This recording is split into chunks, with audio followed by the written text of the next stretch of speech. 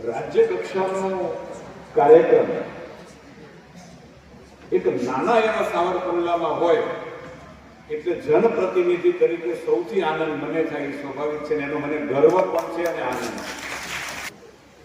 Game માટે, sport માટે, રમત માટે આટલો રસ ધરાવતો યુવાન સાવરકુંડલાને મળ્યો છે એટલે એના અભિનંદન હું ગુરુકુળની સંસ્થાને આપું છું. આ ગુરુકુળના આશીર્વાદ ન હોય, આ સંસ્થાના આશીર્વાદ ન હોય તો દીપકભાઈમાં આ સંસ્કાર પણ ન હોય.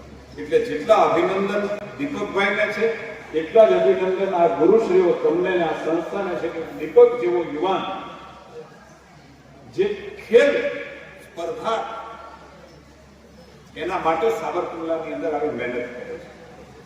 હું પૂછતો હતો કે સાવરકુંડલામાં ક્યારે મિયાની સાથે રાજ્ય કક્ષાની સ્પર્ધા થઈ છે, તો મને એવું કીધું કે 8 વર્ષ પહેલા એક સ્પર્ધા થઈ છે, પણ 8 વર્ષ પછી બેઝબોલની રાજ્ય કક્ષાની 3 કેટેગરીની સ્પર્ધા આજે અહીંયા થાય છે. એટલે હું આપ સૌને આવું છું. મિયાની સાથે બીજું પણ આમંત્રણ આપ્યું કે રાજ્ય કક્ષાની કબડ્ડીની સ્પર્ધા એ હવે પછી 22 તારીખ એટલે 22 થી 29 આ જ મહિનાની 22 થી 29 તારીખ સાવરકુંડલાના આંગણે છે. એટલે વિશેષ મને આનંદ છે. એ સ્પર્ધા માટે હું આપને પણ અભિનંદન આપું છું. બેન પૂનમબેનને અભિનંદન આપું છું. સાવરકુંડલાનું બદલાયેલું વાતાવરણ એનો આ પુરાવો છે. સાવરકુંડલા શહેરમાં 2 સ્પર્ધાઓ રાજ્ય કક્ષાની એક જ મહિનામાં થાય. સાવરકુંડલાને નજીકથી જોનારા પત્રકારો છે, આવું ક્યારેય નહીં બન્યું.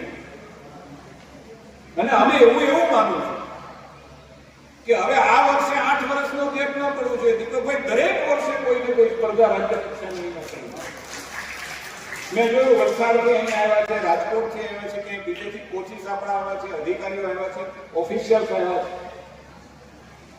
તાલુકા કક્ષાના સેન્ટરની અંદર રાજ્ય કક્ષાની સ્પર્ધા થાય એનો મતલબ એ થયો કે રાજ્યની સરકાર અને કેન્દ્રની સરકારની સ્પોર્ટ્સ પોલિસી જે ગામડા સુધી લઈ જવાની છે એ સફળતા અહીંયા મને દેખાય છે.